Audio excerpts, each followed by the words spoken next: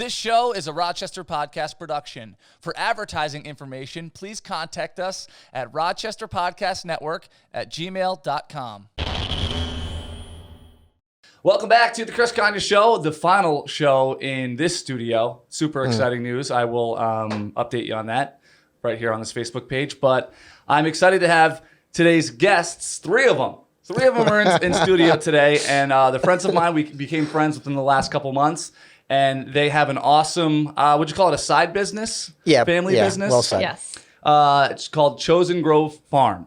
And they're here to talk about it. And I've never talked to farmers about farming before. So and I don't know if anybody listening or watching has either. So this is super exciting. Welcome, Corey. Thank you. Thanks for having us. Amanda. Chris, appreciate Thank you. it. And Beanie. Mr. Beans. And Mr. Beans. Hold him up for the camera. Yeah. So, and for people listening, that is a dog that we're talking about right now. Beans. Not a gremlin. So how's everything going? Good. Good. Thanks so much for having us up. Appreciate it. Thanks for being here. You don't have to be so professional, but also we can't talk the way we talk when we're on vacation Turks. together a couple weeks ago. Some rum punch. PG-13-ish. Yeah, something like that. Something like that. So, Sweet. Chosen Grove Farm. That's what we're here to ultimately talk about. Great. I don't know the first thing about farming. Neither do we. So you're in good. You're in good company here. Great. Okay. Farming's a lot of work, and that's what I've been told when I talk to people about it. The brief amount of time I have, and whenever I think about doing something that I'd be interested in, I think about the workload. Like this, producing these podcasts, doing this show is a lot of work, but I love doing it, and I love the end product. I'd imagine that's the same thing.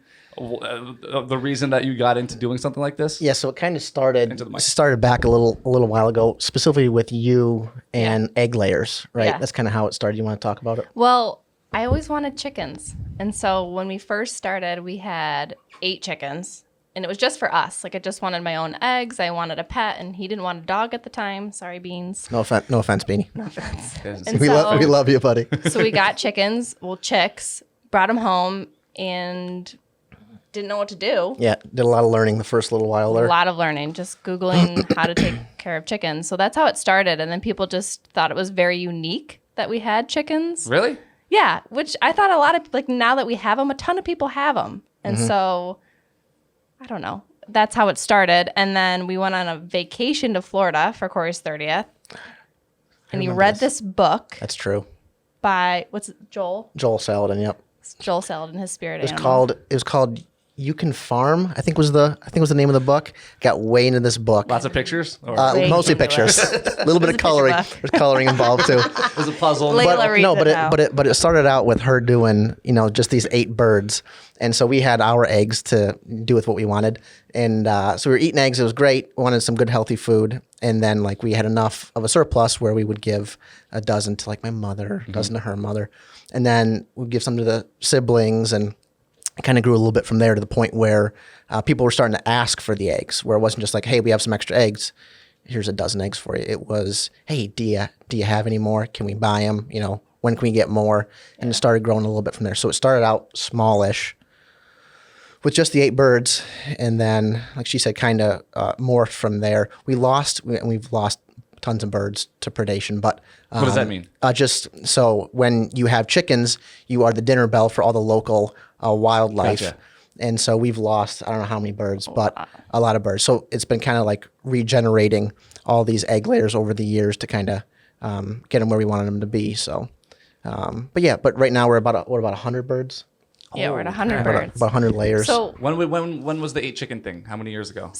we started that 3 or 4 years ago So from when 4 we years lived in you our went- little apartment. Yep. 4 years you went from 8 chickens to 100? 100 layers. And then we also do meat chickens. Oh, okay. So layers are strictly for eggs. Just for And eggs. then Yep. the meat chicken would be the ones that you sell as Correct. themselves. Correct. Like, Yes, like, yes. Wa- It just like says Wagman's chicken. Oh, gotcha. like Okay. a whole bird. Cool. Whole Okay. birds. Okay. And so did you ever, when you got those 8 chickens, did you ever think like, okay, now we're eventually going to get to the point where we have 100 of these and other animals? That would have been insane. Like I would have We said didn't, absolutely but we not. did start the farm. Like, we went through, Which was whole more for thing. tax purposes than anything else. yeah. So we started the farm, and I really didn't think anything was going to come to fruition from it. We had our birds, and then we lost those birds, which were my favorite Yeah. birds. Named gonna birds. Like yeah. sitting in the living room watching TV with the chicken. What? Yeah, we bonded. pictures to prove it, where like she would take the birds, they would be up on the back deck, they would walk in, they would sit on her, they would like watch TV with her, just hang out, kind of a story. And so they were really, it was kind of a pet focused activity at that point.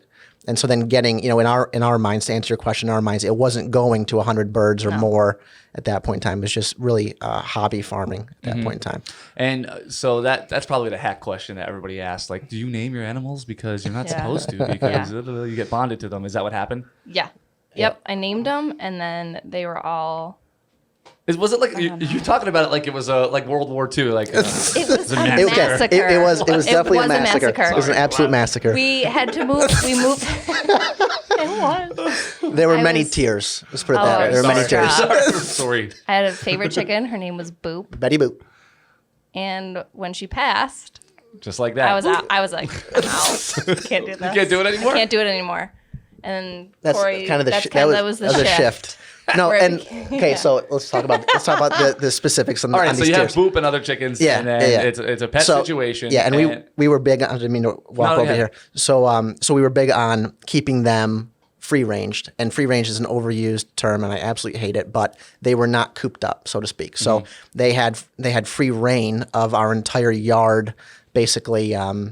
While we were at work all day, they kind of let themselves in and out and could go and scratch the ground and get bugs. You come home, they're like sitting on the toilet with a newspaper. Like, excuse me. They used to literally shit on the neighbors' cars, which drove them nuts, right? But it was that's right. They could hop up and fly right? So they were really they had their free run of the place. They really did. So that was great because they had that exercise, and we thought it gave them nice quality eggs and that whole thing. But along with that, there were issues because with that freedom came some risk from predators, basically basically fox, coyote, raccoon, fish or cat. Like if it's in the woods and it's got teeth, it'll eat a chicken. And so we came home one day. Oh, this is D-Day, by the way. This is the red wedding. This is D-Day. So we came home, and we came home at the same time, didn't we? God. Weren't we in the truck? We were living with your parents at the time, so we came to put the chickens away. No. Yeah, because we were building.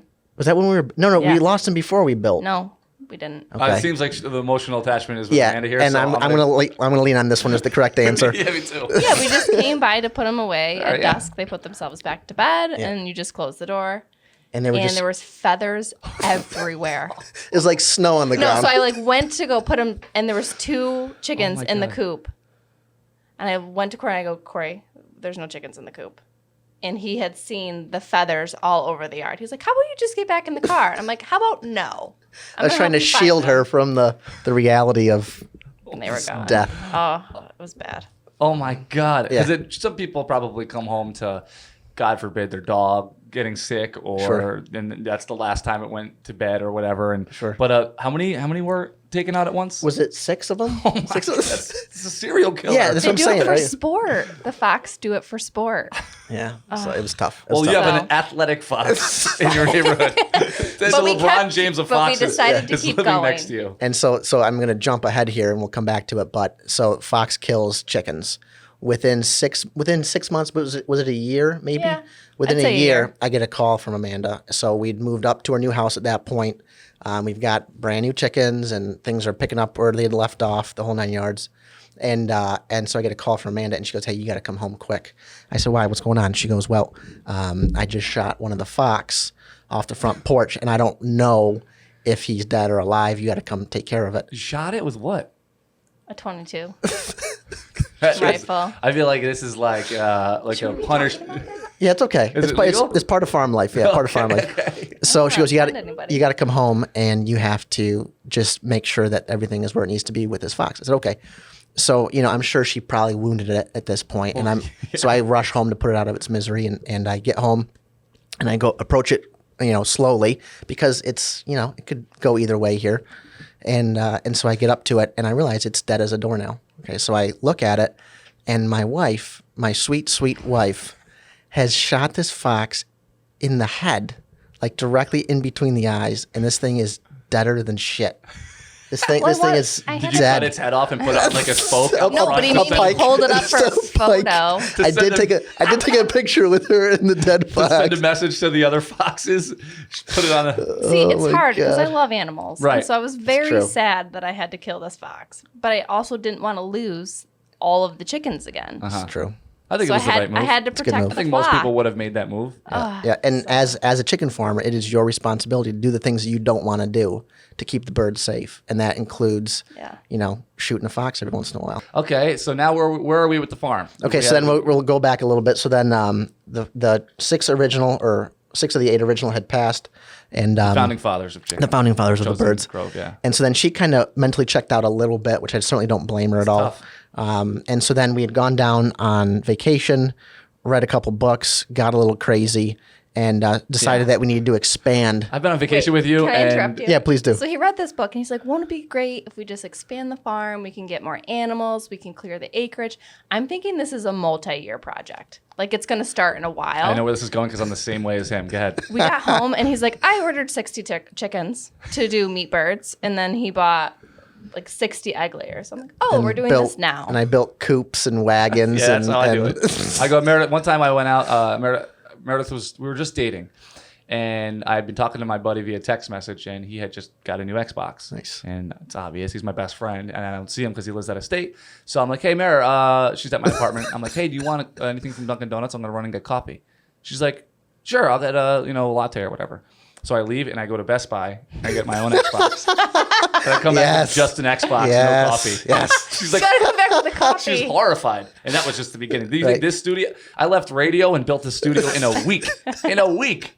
Yes. So I have the same mentality. Yeah. So He just dove right in. Thank you for adding that. That's a good detail, babe. I appreciate you. 120 chickens now is what you got? Well, so we're a little over 100 right now, and then we do meat birds. We do roughly 400 to 500 meat birds a year, and those get sold different places. But the only animals that we overwinter are these egg layers. So being the end of February right now, we just have layers. But coming here in 2 weeks, we have our piglet showing up, which should be pretty exciting. We're doing seven pigs this year, which just makes the neighbors really excited to live near us when there's pigs shitting in the backyard. No, because good farmers' farms don't smell. That's true. That's true. We actually ended up doing kind of a process where traditionally you have pigs in a barn or in a barnyard, and it like reeks and they're messy and it's terrible. But we do a rotational, the same way we do our birds, our egg layers, is we keep them on rotation so that they've always got something of a fresh grass underneath them. Mm-hmm. So once they are in an area for a week or two, the fencing that we use is all portable. It's all portable electric solar-based fence. And so we'll literally just pick up the fence and scoot the pigs over so that they have a brand new pasture, put the stakes down, and they can kind of play around on fresh grass. So the point is you really take care of the animal. It's not just this assembly line of things Right. you need to do to make money. Correct. And it's a little bit more labor intensive. Of course. But at the end of the day, I'm eating the stuff, so I want it to be as best as I can get it. That and you're selling it to your customers, right? Yeah, and we Correct. want the animals to have a good life while they're here. Mm-hmm. Corey's motto is there's only one bad day on the farm, and that's Butcher Day. Yep. Okay. Yep. Well, it got really dark really Those, quick. those 6 chickens. Yeah. probably- Besides them. That was another bad day. It's a bad day for The them. original 6. I Yep. feel like you should I know. don't know, memorialize them somehow. Oh, we did. Oh, I have. Oh, we did. Are they memorialized? I have Christmas ornaments. Remember when you were a little kid and you would make like the cookies that your mom would bake and it had like your footprint or your handprint? Sure. Oh god. I did that with the chickens. Aw. I have one of each Claw prints. claw print, like little chicken footprint. Makes me sound It doesn't make Chris is trying to be polite and respectful, but we sound batshit crazy right now. sound That's, crazy. that's Well, okay. I mean, if you were if you just did that for every people do chicken, it. People do it with their dogs. if you do it, with, true. yeah, that's what I was gonna say. If you did it with every chicken, I'd be kind of cross-eyed right now. Yeah, but no. it was your pet. and They the, were ori- pets. the They were original. my pets at the time. Now I original do not 6. name them. The half dozen, the original half dozen is what you should The call it. only animal on the farm today that has a name is Greg the Goose. Yes. Oh, okay. So we're moving on to other animals. You said pigs. Yeah, so pigs. And so we basically started out kind of small last year with the pigs, and again on rotational graze so that they're not sitting in the same spot for too long. We sold all of our pigs before we bought them, which was great, and then we were able to kind of process things, and we got some pretty good feedback from our customers on So the pork. you sold them before you bought them, meaning people will Yes, Like a pre-order. like a Okay. pre-order basically. weird. Yeah, so it's a year out, right? So you got to call people and say, hey, listen, we're going to do pigs. Do you want a quarter pig? Do you want a half pig? Do you want a whole pig? And so then you get your numbers together, and then you make your order for your piglets. And that way you're not wasting. And that was another big thing that we're pretty into here, is not having any waste, having things that can kind of be used more than one way. The fence flexes for us. You can use fence for chickens, for pigs. Solar chargers can flex. We use like a all flock feed, so you can feed the goose, the chickens, Sure. the meat birds. So that was also kind of big for us. So yes, that's kind of what we've been doing specifically with the pigs. So Greg the Goose is a pet, Amanda, is what you're saying. He's supposed to be a guard goose to Suppo- help us supposed to with be. all of these. Which is a thing, Predators. which is an actual thing, and a real goose will be a real guard goose. And if there's predators in the area, they will honk and just lose their minds, and to come out and deal with whatever's. Send Amanda out with that. Or send them out more specifically. But Greg's not good at his Greg job. is terrible. Greg's about to get fired. He's garbage. fired. Garbage. About to get fired. But he's kind of a member of the Yeah. flock, so Now we just he's let him do his part of the thing. gang. Yeah. And he doesn't guard at all, but that's okay. We all have our shortcomings in life, and I don't want to judge him. He's an okay goose. It's okay for a goose. He's an okay goose. Terrible guard. Everybody has their journey, and Greg's journey just did not involve guarding. Yeah. So Is it okay? So is it true? I actually want to bring up a couple things. First of all, I've been on vacations with you, and you definitely don't read books when I go on vacation with you guys. So that's definitely changed. Second of all, and this is going to sound, for people just listening, it's going to sound like I'm talking to 200-300-pound people. But the video shows that's not the case at all. I've noticed that when, especially you, Corey, when we do have a meal together, you will not leave a single thing behind. yes, No, he doesn't. Is it because of your appetite, or is it because you now value the journey of how food gets to a plate? yeah. So once you start doing it, and when I say doing it, I mean like from soup to nuts, right? This is a process, and not to get too far into this thing, but when you're processing an animal, when you're butchering up a bird or a pig, like they were alive and now they're dead, right? And so to not be respectful of that, I think is the problem that we're all kind of dealing with a little bit these days, is because we're so far away from our food source. Like I had some delicious breakfast pizza this morning, right? And I don't know where any of that came from. So it's like, and I'm not going to be perfect. Nobody's perfect, but trying to get a little bit closer to your food, I think, is a small step that we could all probably take that could make a big difference, not just for us, but also for the lives of the animals. If you're eating local, you're cutting out a lot of the stuff that goes into moving an animal, some of the conditions of the processing, some of the conditions of the holding, and I think it's just an important thing. And I try to demonstrate that it's important by living that life. And again, like I said, I'm not going to only eat food off my farm for the rest of my life. That's not what I'm saying here. But I'm saying if you can grab a dozen eggs from somebody who's local, give it a shot. See if you like it. That makes sense. So That makes sense. And you guys eat eggs every day? yeah, so you end up trying like new things with eggs because Really? you don't say. You get sick of them. Yeah, believe it or not, even though they're like delicious and great and healthy, you end up kind of getting maxed out.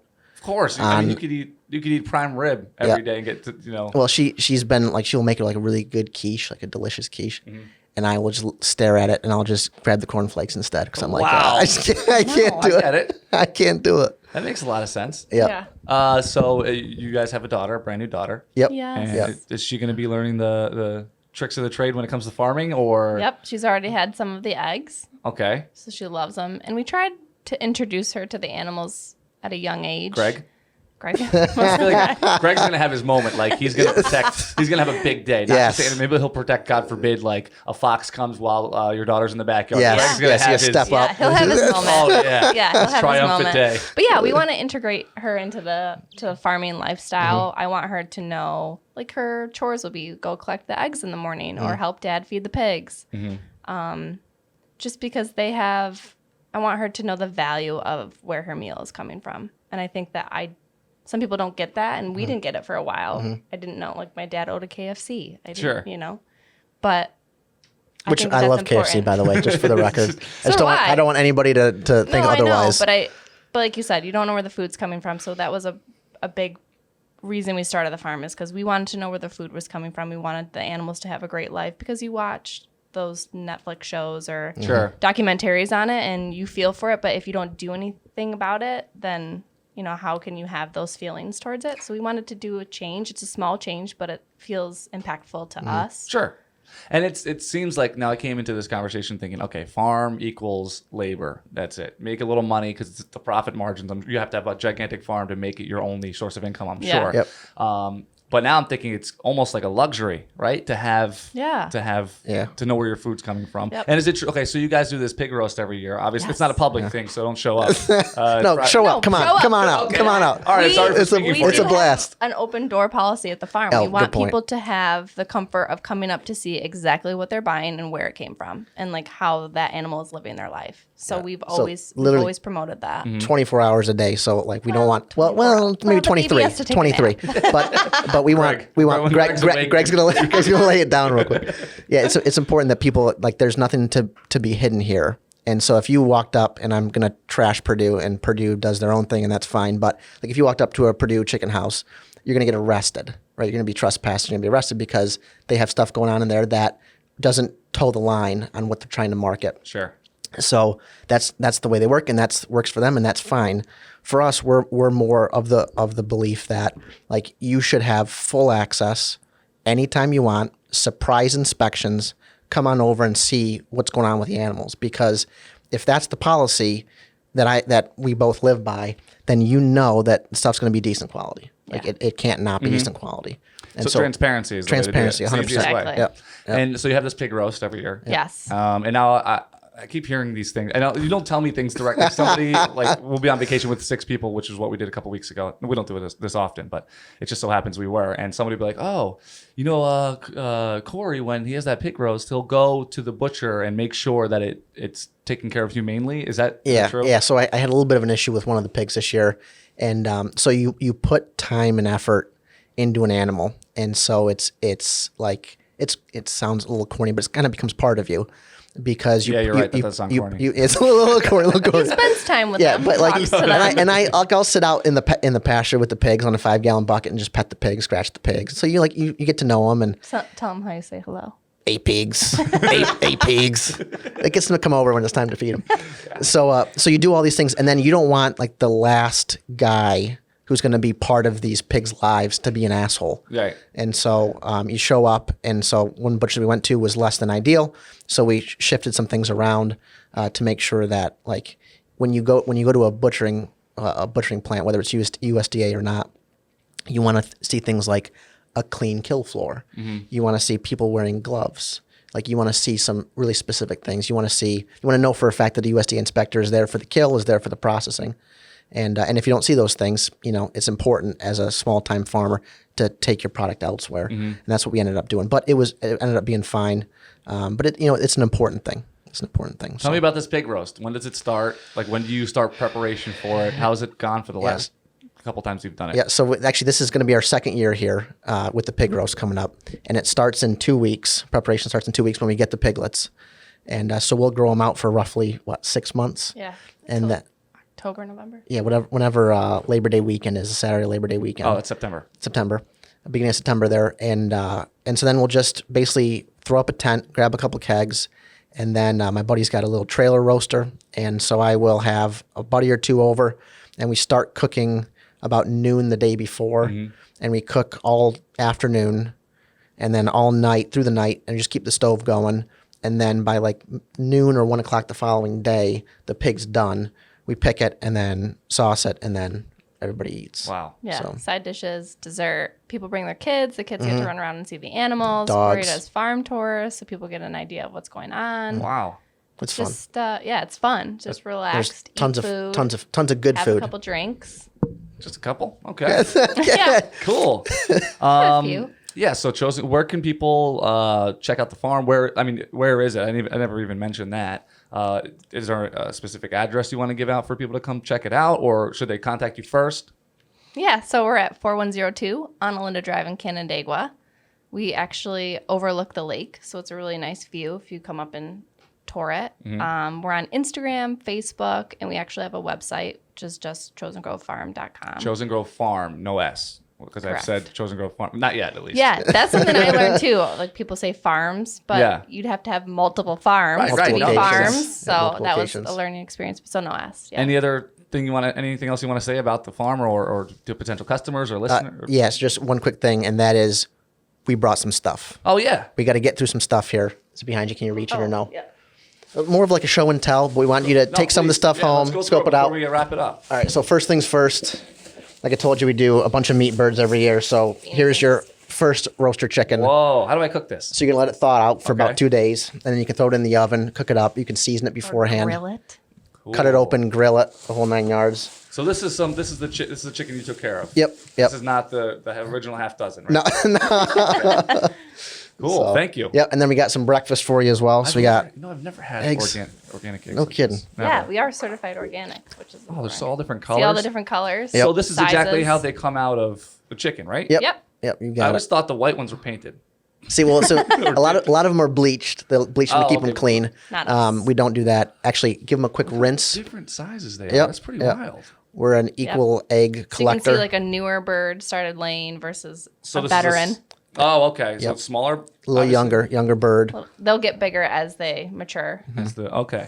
Wow, that's interesting. And then, yep, you got it. And then we've got some sausage, and then of course Oh, some bacon. check the Bacon. sausage out. So this is all from the farm. Yep, Yep. This is Yep. how you guys do it. That's Yep. correct. This is pretty wild. So And let then it. they pack it. This company that's on here. Yep. It's all Yep. non-GMO. Okay.